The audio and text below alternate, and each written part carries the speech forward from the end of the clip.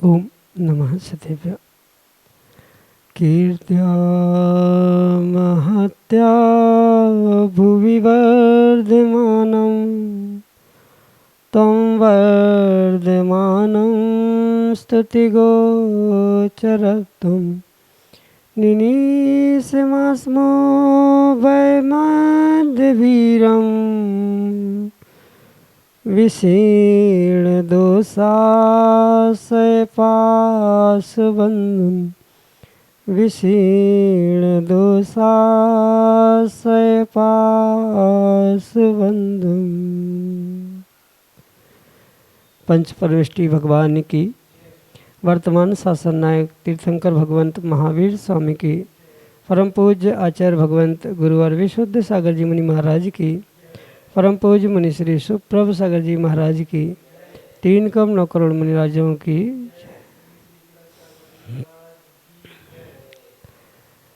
अनंत विकल्प, अनंत संसार और अनंत संसार में अनंत दुखों को प्राप्त करते प्राणी मात्र विकल्पों के कारण ही भटकता है। लेकिन यदि वह विकल्प हमारे समीचीनता को प्राप्त हो जाएं, तो जैसे श्रेणिक जैसे महान सम्यक दृष्टि जीव ने अपने कल्याण का पद प्राप्त किया, वैसे ही हम भी अपने मन की विकल्पता की समीचीनता के साथ उसको सम्यक समाधान प्राप्त करने के उपरांत हम भी उस संसार को छीण करके और अनंत सुख को प्राप्त कर सकते हैं।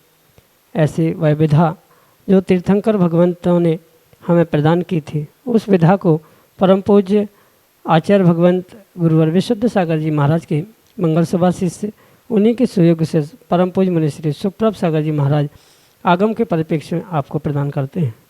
आप भी पुरुषार्थ करते हुए अपने मन के विकल्प को समीचीनता प्रदान करने का पुरुषार्थ करें और उसका सम्यक रूप से समाधान प्राप्त करके अनंत संसार से निकलते हुए अनंत सुख को प्राप्त करने का पुरुषार्थ करें, क्योंकि अंतरंग की सुख शांति ही वास्तविक सुख है। और ऐसे उस आत्म कल्याण की अनूठी विधा को सम्यक समाधान के माध्यम से आप तक पहुंचाने का पुरुषार्थ किया जा रहा है।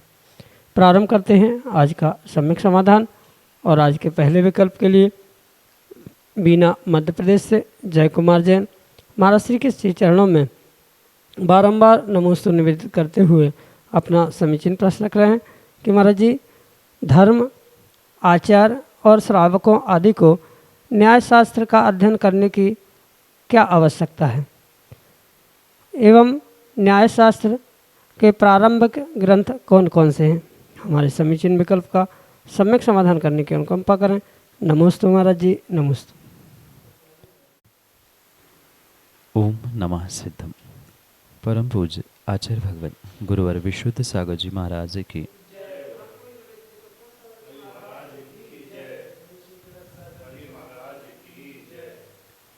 जो नए और प्रमाण के माध्यम से अपने इष्ट वस्तु की, इष्ट कार्य की, इष्ट तत्व की सिद्धि की जाती है, आगम में उसे न्याय कहा जाता है। क्योंकि आप बीना बुंदेलखंड के हैं, आप बहुत अच्छे से जानते होंगे कि जहाँ न्याय होता है मतलब लड़ाई होती है, उस लड़ाई न्याय से छुटकारा प्राप्त करने के लिए जो एक विवेक पूर्वक निर्णय किया जाता है उसे न्याय कहा जाता है। चाहे वर्तमान का लौकिक न्याय हो, जिसे सामान्य भाषा में लॉ कहा जाता है, नियम कहा जाता है, कायदे कानून के रूप में स्वीकार किया जाता है। बिल्कुल ऐसे ही जब किसी पक्ष विपक्ष में के मध्य में या परस्पर में एक ही संप्रदाय या एक ही विषयों को लेकर जब न्याय होता है, लड़ाई होती है, विसंवाद होता है, तर्क वितर्क होते हैं, तब उन सभी का निर्णय करने के लिए जो साध्य प्रयोग में लाया जाता है या जो साधन प्रयोग में लाकर अपने सिद्धि कार्य की जाती है, उस ग्रंथों को कह दो या उस विषय को न्याय कहा जाता है। और ऐसे उन विषयों को जहाँ न्याय का भी प्रमाण का भी बोध कराते हुए वस्तु को सिद्ध करने का प्रयास किया जाता है, उन ग्रंथों को न्याय शास्त्र के कोटि में रखा जाता है। ऐसे बहुत सारे न्याय शास्त्र वर्तमान में उपलब्ध है, पर उन बहुत सारे न्याय शास्त्रों में से प्रारंभिक अवस्था में अध्ययन करने के लिए आचार्य भगवंतों ने न्याय दीपिका, परीक्षमक सूत्र, आलाप पद्धति जैसे ग्रंथों को उल्लेखित किया, क्योंकि जब तक न्याय का बोध नहीं है, मतलब न्याय क्या है ये ही नहीं पता है, तो न्याय तक कैसे पहुंचेगा, प्रमाण क्या है इसका ही ज्ञान नहीं होगा, तो वह न्याय शास्त्र पढ़ने से क्या कर सकता है। इसलिए जो सम्यक ज्ञान रूपी प्रमाण स्वीकार किया जाता है, तो वो प्रमाण किस प्रकार से है, सकल देश, विकल देश, संपूर्ण आदि आदि जो प्रमाण के भी भेद कहे हैं, प्रमाण सप्तभंगी, नए सप्तभंगी आदि सबका ज्ञान होना बहुत आवश्यक है। जो 7 प्रकार के नए कहे हैं, द्रव्यार्थिक पारयार्थिक नए को जोड़ते हो 9 प्रकार के, या जो निश्चय व्यवहार के परिप्रेक्ष्य में जो वर्तमान में जो खींचातानी चल रही है, इन सब का जो एक सॉल्यूशन है, या इन सभी लड़ाइयों से उभरने के लिए, दूर होने के लिए अगर कोई सर्वश्रेष्ठ साधन है, तो उसे आचार्य भगवंतों ने न्याय ग्रंथ, न्याय शास्त्र या न्याय रूपी विधा स्पष्ट की है। और इन ग्रंथों के माध्यम से ही जो हमारे दर्शन में भी और अन्य दर्शनों में, ये शायद आपको बहुत अच्छे से ज्ञात होगा कि भारत में कई सारे दर्शन हैं, उसमें से 6 दर्शन यानी 6 दर्शन प्रसिद्ध हुए, मीमांसक, नैयायिक, बौद्ध आदि आदि। इन सभी में जब परस्पर में विसंवाद प्रारंभ हुआ कि सत्य कौन है, किसकी बात सत्य होगी, तो इन विषयों को स्पष्ट करने के लिए, निर्णयात्मक भूमिका तक पहुंचने के लिए सर्वश्रेष्ठ साधन कोई है तो वह न्याय है। जहाँ किसी प्रकार से कोई मात्र अंधश्रद्धा रूप या मात्र किसी एक वस्तु को कहने से, क्योंकि सबके लिए अपना अपना आगम प्रमाण है, सबके लिए अपने अपने गुरु आचार्य प्रमाणित है, तो ऐसे समय पर उनका निर्णय कैसा किया जाए, तो तर्कातन निर्णय आता है, यानी तर्क से इन सब का निर्णय किया जाता है। ये तर्क परोक्ष प्रमाण रूप स्वीकार किया गया है। तो इन सभी को समझना आवश्यक है कि प्रत्यक्ष प्रमाण क्या है, परोक्ष प्रमाण क्या है, नयों के भेदों से हम उसका कथन कैसे करेंगे। तो इन सभी को समझते हुए परस्पर के विवाद की, न्याय की, विसंवाद की स्थिति को दूर करने के लिए ये परम आवश्यक जो साधन आचार्य भगवंतों ने हमारे लिए प्रदान किया है, उसका ही नाम न्याय ग्रंथ, न्याय शास्त्र रूप है।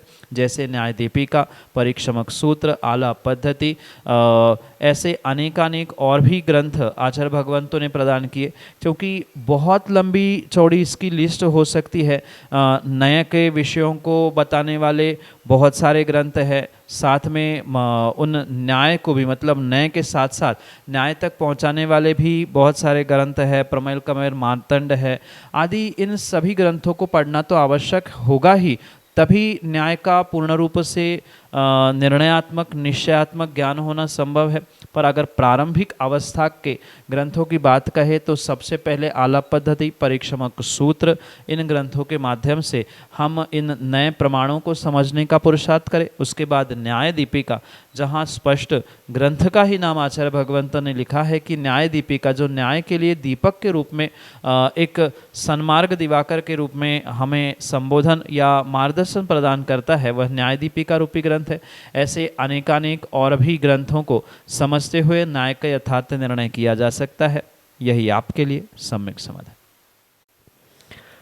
कमल कुमार झांझरी, रफीगंज बिहार से अगले समीचीन विकल्प के लिए। 108 परम पूज्य श्री सम्यक ये सर्व सुपरम सागर जी महाराज की जय और पन्ना सागर जी महाराज के जय। दोनों महाराज जी के मेरे मन वचनकार से उनके चरणों में कोटि कोटि नमन।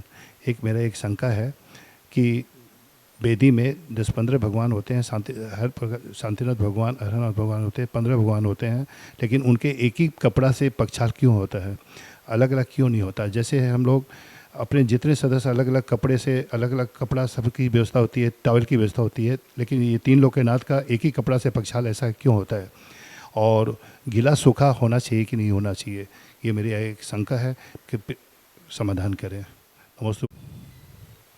जो एक वेदी पर अनेक तीर्थंकर भगवंतों की प्रतिमाएं विराजमान होती है, उन अनेक तीर्थंकर भगवंतों की प्रतिमाओं के प्रक्षाल, मार्जिन आदि करना ये बहुत आवश्यक होता है। इस विषय में तो कोई विकल्प ही नहीं है।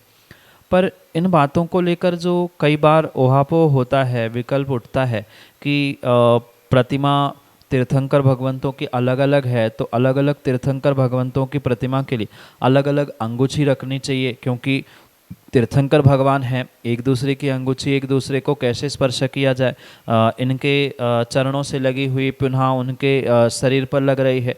तो ये बहुत सारे ओहापोह करने वाले वर्तमान में तथाकथित विद्वान ज्ञानी लोग मिलते हैं। पर अगर थोड़ा सा हम विवेकपूर्वक आगम के परिप्रेक्ष्य में इस विषय में चर्चा करें तो ये समझना होगा कि ये कोई सामान्य औदारिक शरीर वाले तीर्थंकर नहीं है, क्योंकि तीर्थंकर और तीर्थंकर भगवान की प्रतिमा, इनमें भी हमें बहुत बड़ा तारतम्य बिठाने की आवश्यकता है। पहली तो बात, तीर्थंकर भगवान जब तीर्थंकर अवस्था को प्राप्त होते हैं तभी से वे पूज्यता को प्राप्त होते हैं, और उनकी ही प्रतिमा प्रतीकात्मक रूप से हम पूज रहे हैं। तो वहाँ ये आगम की व्यवस्था समझनी होगी कि तीर्थंकर भगवान जब समोषण में विराजमान हो जाते हैं, उनका शरीर औदारिक नहीं बचता, अपितु परम औदारिक शरीर को वह प्राप्त कर, और परम औदारिक शरीर को प्राप्त करने के कारण से उनके शरीर में कोई भी जीव या किसी प्रकार के जीव के सद्भाव होने की संभावना ही नहीं है। रही बात उनके गमन करने की, विहार की समय में भी जब तीर्थंकर भगवान गमन करते हैं, किसी प्रकार से धूलिकण उनके चरणों में इसलिए नहीं लगते क्योंकि वे अधर में ही गमन करते हैं, जहाँ वह चरण रखते हैं अधर में ही कमल खिलते हैं। साथ में पसीना का नहीं होना, आँखों के टिमकार का नहीं होना, परम औदारिक शरीर को प्राप्त होना, ये सभी अतिशय केवल ज्ञान के निमित्त से आप बहुत अच्छे से जानते ही है। तो इन बातों को समझते हुए ये निर्णय करना होगा कि ये कोई सामान्य बालक की, सामान्य मुनिराज की या सामान्य किसी की प्रतिकृति नहीं है, अपितु तीर्थंकर भगवान जो अतिशयों से युक्त है, चरम शरीरी है और परम औदारिक शरीर जिनका है, ऐसे उन तीर्थंकर भगवान का प्रतीकात्मक रूप से हम पूजन पाठन अभिषेक प्रक्षाल आदि कर रहे हैं। तो ऐसी स्थिति में किसी प्रकार से ये विकल्प करने की आवश्यकता नहीं है कि एक भगवान के प्रक्षाल का वस्त्र दूसरे भगवान को हम लगा रहे हैं तो दूसरे भगवान की आसाधना हो रही। कई एक जीवों का ये भी सोचना है कि एक ही थाली में भगवान को विराजमान करते हैं तो एक दूसरे का गंधोदक मिल जाता है, वहाँ अभिनय हो रही है, एक दूसरे का छन्ना एक दूसरे से लगाया जाता है तो अभिनय होती। ये कोई अपने घर के बालक नहीं है या सामान्य पुरुष नहीं है कि हम जैसे एक दूसरे का पसीना एक दूसरे को लग जाए या पैरों की रजकण दूसरी जगह रख जाए। वह तो एक प्रतीकात्मक कार्य है, इसलिए ये विकल्प बिल्कुल भी मन में लाने की आवश्यकता नहीं है कि सबके लिए अलग अलग छन्ना या सबके लिए अलग अलग अंगूठी, क्योंकि ये प्रैक्टिकल भी थोड़ा सा विचार करें। आपने तो मात्र 10, 15, 20 प्रतिमाओं तक ही एक वेदी पर देखे, पर ऐसी भी कई सारी वेदियां हैं जहां सैकड़ों भगवान की प्रतिमाएं विराजमान है। अगर सैकड़ों प्रतिमाओं को प्रक्षाल करने के लिए सैकड़ों छन्ने बनाए जाएंगे, उनकी सुखाने की व्यवस्था, उनकी धोने की व्यवस्था, उनकी रखने की व्यवस्था, उनके पीछे होने वाले आरम सारम से हिंसा आदि सभी बातों को भी वहाँ विचार करना परम आवश्यक होगा, क्योंकि ये परम औदारिक शरीर वाले तीर्थंकर है और मात्र तीर्थंकर नहीं, तीर्थंकर की प्रतिकृति है। तो किसी प्रकार से इन बातों में विकल्प करने की आवश्यकता नहीं है। जैसे मैं अभी अभी कह रहा था, कुछ एक ज्ञानियों का ये सोचना है कि एक साथ अधिक प्रतिमा रखने से भी उनके गंधोदक की अभिनय होती है। अगर गंधोदक की अभिनय होती है तो फिर सभी गंधोदक को एक ही स्थान में सराते हैं, तो क्या वहाँ पहुँचने पर गंधोदक का अभिनय नहीं होगा? अंगूठियों को तो जब धोया जाएगा तो सामूहिक रूप से एक ही साथ धोया जाएगा, तो फिर भगवान के गंधोदक की वहाँ भी अभिनय होने की संभावना है। तो कुछ बातें अशक्य प्राय होती है, तो उन अशक्य अनुष्ठान के रूप में उसे स्वीकार करते हुए उन्हीं छन्नों से व्यवस्थित विवेकपूर्वक उसका प्रक्षाल करें। किसी प्रकार से कोई विकल्प नहीं है, क्योंकि हमारे शरीर में मतलब औदारिक शरीरधारी सामान्य मनुष्य और परम औदारिक शरीरधारी तीर्थंकर भगवान और उनकी प्रतिकृति, इनमें कई सारी तारतम्यता और विविधता होने के कारण से ये विकल्प करने की बिल्कुल भी आवश्यकता नहीं है। हाँ, ये ध्यान अवश्य रखा जा सकता है कि जो छन्ने या वस्त्र बहुत खराब हो चुके हैं, जीर्ण शीर्ण हो चुके हैं, उनको तो अलग किया जाए, या माना कि कुछ करते समय मतलब किसी भगवान का प्रक्षाल करते समय वो अंगूठी नीचे ज़मीन पर गिर गई, ठीक है, उसको अलग कर दिया जाए। पर प्रत्येक भगवान के लिए अलग अलग अंगूठी प्राप्त करना, ये आरम सारम की दृष्टि से भी, व्यवस्था के दृष्टि से भी, और भी आगम के परिप्रेक्ष्य में उसे व्यवस्थित ना होने के कारण से जो व्यवस्थित सुचारू रूप से व्यवस्था चल रही है उसमें किसी प्रकार से विकल्प ना करे। यही आपके लिए सम्यक समझ। ऋषभ जैन, मुखेड़, छिंदवाड़ा, मध्य प्रदेश से अगले समीचीन विकल्प। नमोस्तु महाराज जी। महाराज जी, मेरा प्रश्न है कि आज हम जब स्वाध्याय कर रहे थे तब मुनि राजों ने दान की महिमा बताई थी। महाराज जी, दान की महिमा इतनी वर्णनीय है कि दान देने से बहुत कुछ होता है, परंतु आज के वर्तमान समय में जो दान दे रहा है उनको उसका पुण्य समय पर नहीं मिल पा रहा है, और वह फिर उसी चीज़ को सोचते हैं कि हमने दान दिया, हमारा ये नहीं हो रहा, वो नहीं हो रहा। तो ये कहाँ तक के सही है? कृपया शंका का समाधान कीजिए। नमोस्तु भगवान, नमोस्तु भगवान, नमोस्तु भगवान। श्रावकों के लिए अगर अपने पाप कर्मों से, गृहस्थी के पापों से बचने के लिए अगर कोई सर्वश्रेष्ठ साधन आचार्य भगवंतों ने कहा है तो उसका नाम है दान। जो 4 प्रकार के दानों के अंतर्गत श्रावक अपनी लोभ कषाय को विसर्जित करने का पुरुषार्थ करता है, वास्तव में वह निर्लोभ भावों से और अपने प्रासुक शुद्ध भावों के कारण से उस दान देने के पुरुषार्थ के माध्यम से अपने आत्मा का बहुत शीघ्रता से कल्याण करने की संभावना। जैसे दान की महिमा आचार्य भगवंतों ने कही है कि अगर सम्यक दृष्टि जीव सम्यक दृष्टि पात्रों को दान देता है तो नियम से ही वह अपने इस पुरुषार्थ के माध्यम से पूर्ण रूप से जो एक लौकिक सिद्धि नहीं अपितु पारलौकिक सिद्धि को भी प्राप्त होता है। जैसे राजा श्रेयांश के विषय में कथानक आता है, ऐसे ही मात्र सम्यक दृष्टि नहीं अपितु मिथ्या दृष्टि जीव भी दान देता है तो मिथ्या दृष्टि जीव को भी भोग भूमि के रूप में फल प्राप्त होता है, और मिथ्या दृष्टि पात्रों को भी दान दिया जाता है, मतलब उसमें पात्रता नहीं होने पर भी दान दिया जाता है अच्छे भावों से, शुद्ध भावों से, भावों की विशुद्धि के साथ, तो वो भी कुभोग भूमि तक उत्कृष्ट स्थानों को प्राप्त करने की संभावना आगम में आचार्य भगवंतों ने प्रदर्शित की। तो इस विषय में यह समझना होगा कि जो महिमा कल बताई जाती थी दान की, वही महिमा आज है, आने वाले समय में भी महिमा वही है। पर फिर भी ये जो विडंबना वर्तमान में देखने में आ रही है कि पिछले किन्हीं वर्षों में या पिछले किन्हीं शताब्दियों में किन्हीं ने दान दिया, उनकी महिमा या उनकी स्तुति, उनकी प्रशंसा करने के लिए स्वर्गों से साक्षात देव यहाँ अवतरित हुए, पंचाश्चर्य हुए। वर्तमान में ना पंचाश्चर्य होते हुए देखने में आते हैं। रत्नों की वर्षा तो छोड़ो, समय पर पानी बरसात भी होना वर्तमान में मुश्किल हो गया है। तो इस स्थिति में ये सोचने की आवश्यकता नहीं है कि दान की महिमा घट गई है, काल के प्रभाव से दान का प्रभाव नहीं हो रहा है। दान की महिमा जो कल थी वही आज है और वही कल भी रहने वाली है। पर उस दान देने वालों के साथ साथ जो एक मान कषाय का सद्भाव हो चुका है कि मैंने इतना किया है, मुझे उसके बदले में कितना नाम मिल रहा है, चाहे आहार दान के विषय में हो या अन्य किसी दान के विषय में हो, व्यक्ति हर दान के साथ साथ कहीं ना कहीं अपना नाम, अपना पटिया प्राप्त करना चाहता है कि मैंने इतना दान दिया है, मैंने इतना बहुत अच्छा पुरुषार्थ किया है, तो मुझे इतना बड़ा सम्मान मिलना चाहिए, इतनी बड़ी पटिया लगनी चाहिए, इतना बड़ा फोटो प्राप्त होना चाहिए, आदि आदि अनेक प्रकार की मान कषाय की पुष्टि के कारण जो भावों में संक्लेशता उत्पन्न हो रही है, इस संक्लेशता के कारण से ही, वह भावों की विशुद्धि के अभाव के कारण से ही जीव इस महान दान के पुण्य को प्राप्त नहीं कर पा रहा है।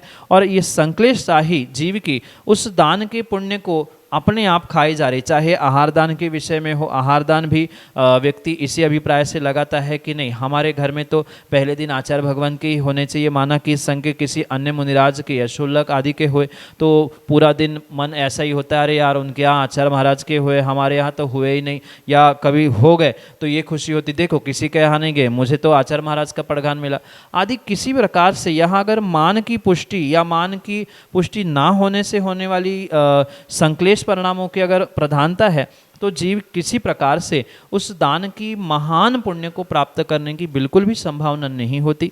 इसलिए भावों की विशुद्धि के अभाव के कारण से ही ये दान में अंतर या दान के फल में अंतर देखने में आ रहा है। इतना ही नहीं, चौके में पहुंचने के बाद भी कई बार ऐसा होता है कि हमें 4 ग्रास देने, हमें 10 ग्रास देने हैं, वही आगे आगे आता है, हमें तो देने ही नहीं मिलता। कई लोगों का ये सोचना होता है हमें तो ग्रास ही देना है, पानी नहीं चलाएंगे, हम यही चलाएंगे। तो आदि आदि अनेक बातों को लेकर जो वर्तमान में दान की एक फॉर्मेलिटी सी बन चुकी है, एक व्यवहारिकता का रूप कार्य हो चुका है। इसी कारण से ये जो फलदायी मतलब मोक्षदायी, स्वर्गदायी, भोग भूमिदायी जो ये दान है, वह बहुत ही क्षुद्र नामों के पीछे, मान की पुष्टि के पीछे या अन्य किसी थोड़े से फल को देकर समाप्त होते हुए देखने में आ रहा है। वास्तव में विश्वास माने दान का अचिंत्य फल जो आगम ग्रंथों में कल लिखा था वही आज भी है और आने वाले समय में भी वैसा ही फल रहने वाला है। उसमें किसी प्रकार से कोई बदलाव नहीं है। आवश्यकता व्यक्तियों को, श्रावकों को अपने भावों की विशुद्धि को प्राप्त करने की है। जितनी विशुद्धि के साथ और जो 7 दाता के जो 7 गुण कहे हैं, उन 7 गुणों से युक्त होते हुए आहार दान दे रहा है, सप्त परम स्थानों में दान दे रहा है। क्योंकि आजकल दान की बहुत सारी परिभाषाएं बदल गई है। कहीं मुनिराज मंदिर में बैठे हैं, समाज में मुनिराज का संघ विराजमान है, पर वहाँ उनको नमोस्तु करने या उनको पड़गान करने के लिए बहुत विरले ही जीव पहुँचते हैं। पर कहीं गाय को चारा डालने के लिए, कुत्ते को रोटी डालने के लिए, कहीं मछली के लिए आटे की गोली डालने के लिए, वहाँ दान के लिए तो व्यक्ति दौड़ रहा है। उसे दान स्वीकार करते हुए वह उससे बहुत सारा फल प्राप्त करना चाहता है। क्योंकि ये दयादत्ती है, इसका पुण्य तो मिलेगा, पर सदपात्रों को मतलब उत्तम, मध्यम, जघन्य 3 पात्र, इनको ही दान देने से वह विशेष फलदायी पुण्य हो सकता है। भावों की विशुद्धि का अभाव, अविवेक, 7 गुणों का अभाव आदि आदि बहुत सारे विपरीत कारणों के निमित्त से ही जीव अपने आप में इस दान के पुण्य को पूर्ण रूप से प्राप्त नहीं कर पा रहा है। यही आपके लिए सम्यक समझ। ललितपुर उत्तर प्रदेश से गोविंद सिंह अगले समीचीन विकल्प के साथ।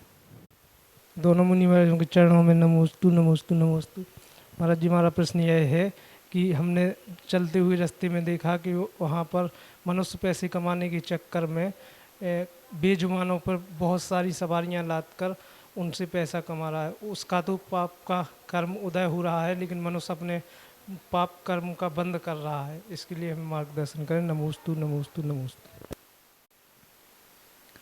कभी आप भयो बलहीन, सबलन खायो अतिलीन। ये जो पंक्ति धर्म ग्रंथों में प्राप्त होती है वह वास्तव में सत्य है, और इसी कारण से ये संसार भी पूर्ण रूप से चल रहा है।